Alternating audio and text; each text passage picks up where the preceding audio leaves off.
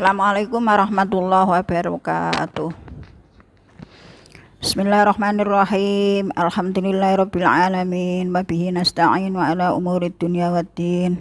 Assalatu wassalamu ala sayyidina Muhammadin sallallahu alaihi wasallam wa ala alihi washabil kiram. Amma ba'd. Yang kami hormati Ibu Kepala Sekolah, Ibu Nurhusoma SP, SPD, MPD, anak-anakku sekalian, terutama khususnya kelas 7 MTS NU Banats yang sampai sekarang libur di rumah. Anak-anak asik di rumah bersama orang tua. Saya minta yang kemarin mondok di pondok itu aktif terjadwal, jam sekian ngaji, jam sekian sholat jamaah, jam sekian makan, jam sekian, itu paling ndak dilanjutkan yang baik-baik, jangan main HP terus. Terutama ini bulan Ramadan, ndaklah membaca Al-Quran, paling ndak kalau tidak bisa ya mendengarkan Al-Quran, jangan sampai bolong. Jadi kalau dalam kitab Fadilatul A'mal itu andaikan orang itu sibuk dengan kerjaannya siang malam tidak bisa sholat taraweh, tapi dia mendengarkan khataman Al-Quran satu kali aja itu bisa menutup amalan sholat sunat taraweh. Itu dalam kitab Fadailul A'mal. Kita lanjutkan tentang fisaum, puasa. Kalau kemarin sudah sampai pada batalnya puasa.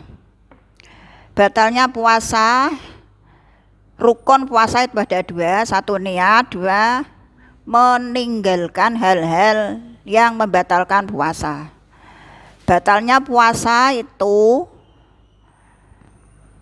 hendaknya di tubuh kita ini, badan kita ini ada 6 lubang. Itu hendaknya dijaga. Nomor 1 mulut. Batasnya mulut itu orang bisa mengucapkan ha atau ah. Itu batas depan mulut. Jadi jika ada itu ludah yang dari dalam dan masuk ke mulut, itu andaikan ditelan lagi itu tidak batal, karena lidah atau itu keluar setiap detik. Jadi setiap detik Allah mengeluarkan ludah atau itu ke mulut, asal jangan sampai keluar. Jadi ini menjijikkan.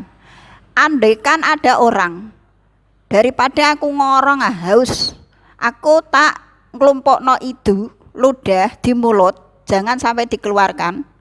Nanti kalau sudah banyak saya telan. Itu tidak membatalkan puasa. Tapi kalau dikeluarkan, misalnya ditaruh di gelas, diminum ya batal, karena itu sudah keluar. Itu khusus lidah, khusus ludah atau itu. Jadi batasnya mulut, rongga mulut itu sampai pada huruf H atau ah. Sedalamnya itu sudah membatalkan puasa. Misal ada orang itu berkumur lalu ditelan sedikit sampai di tenggorokan, itu batal. Jadi kalau berkumur kesunatan wudu itu boleh, tidak membatalkan puasa karena hanya sampai pada huruf H atau ah, ndak dapat pahala sunnahnya wudu. Yang nomor 2 hidung. Sampai batas hidung itu batal sampai pada yang keras. Jadi kalau kamu lihat dilihat itu pada yang keras ini. Jadi kalau misalnya umbelen atau upel-upel, ngambil upel di hidung, tidak sampai yang keras, itu tidak membatalkan puasa. Itu hidung. Yang nomor 3 itu telinga. Telinga asal jangan sampai ke dalam. Misal, kamu ngambil upel telinga, pakai lar pitik atau pakai kuku yang lancip, terus kamu masukkan, itu batal karena sampai ke dalam. Itu batas telinga, jadi bisa dilihat di luar. Selanjutnya kubul atau jalan depan. Jalan depan, kalau manusia itu jongkok, cara Jawane iku ndodok, mana yang bisa dilihat di luar itu namanya luar. Jadi kalau misal cebok kok sampai pada ke dalam, itu batal, membatalkan puasa. Selanjutnya kubur, dubur, jalan belakang. Jika seorang mandi besar, maka sebaiknya itu jongkok atau ndodok, biar lempitan-lempitan dubur itu bisa kena air. Demikian juga yang membatalkan puasa itu sampai batas yang bisa dilihat dari luar dubur manusia. Kalau misalnya cebok sampai ke dalam, ya batal. Saya pernah tanya sama dosen saya, lah andikan seseorang itu ambeien, terus waktu itu puasa, dia memasukkan, misalnya berak keluar, lalu dimasukkan kembali, itu batal atau enggak, Pak? Jawabannya dosen saya itu tidak, karena sebatas manatah orang itu memasukkan ambeien ke dalam dubur, jadi tidak sampai ke dalam, itu tidak batal. Selanjutnya, batalnya puasa otot besar. Otot besar itu beda dengan otot kecil. Kalau suntik itu memasukkan cairan yang masuk ke di antara daging, jadi tidak sampai pada rongga tubuh. Tapi kalau infus lewat otot besar itu sampai pada rongga tubuh, maka infus itu membatalkan puasa. Karena banyak, sampai-sampai orang sakit itu kalau diinfus sehari habis 5 liter. Tapi kalau suntik paling kan sedikit, masa orang disuntik sampai 5 liter, wah nanti ya mati. Itu bedanya. Jadi kalau suntik itu tidak membatalkan puasa, alasannya karena cairan itu sedikit dan tidak masuk ke rongga tubuh, masuknya lewat antara daging manusia. Selanjutnya batalnya wudhu, batalnya puasa, jima di siang hari itu membatalkan puasa, walaupun itu suami istrinya sendiri. Yang dimaksud di sini kifaratnya, kifarat itu denda, hukumannya dari Gusti Allah, hukuman dari Allah, itu namanya kifarat. Kalau ada orang suami istri di siang hari bersetubuh, maka kifaratnya ada 3. Nomor 1, memerdekakan budak. Sini ndak ada, sekarang ndak ada. Jadi itu zamannya nabi-nabi dahulu. Nomor 2, berpuasa 2 bulan berturut-turut. Dan itu dibebankan kepada orang laki-laki, yang wanita tidak. Alasannya karena wanita disetubuhi orang laki-laki kalau belum sampai ke dalam, nek cara Jawa iku kasafahnya baru nempel, belum sampai ke dalam. Nek cara Jawa ya helme wong lanang baru menempel, itu sudah batal. Tapi kalau laki-laki belum. Jadi laki-laki itu jika hubungan suami istri, nek cara Jawa iku helmnya sudah masuk ke dalam dan tidak kelihatan, itu baru membatalkan puasa.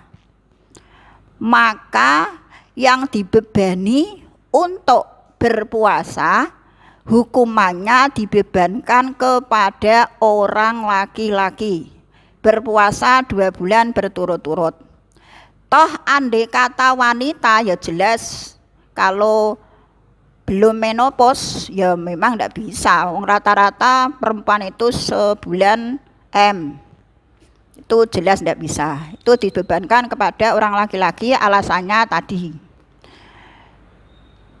Yang ketiga, memberi makan fakir miskin, jumlahnya 60 orang, 1 hari 1 mud. 1 mud itu dalam kitab 6 on. Itu batalnya puasa. Jadi baru sampai itu dulu. Yang batalnya puasa berkaitan dengan bulan Ramadan.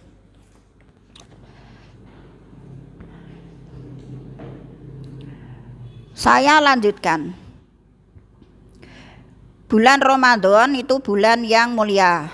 1 sampai 10, tanggal 1 sampai 10 itu rahmat dari Allah. 11 sampai 20 itu maghfirah.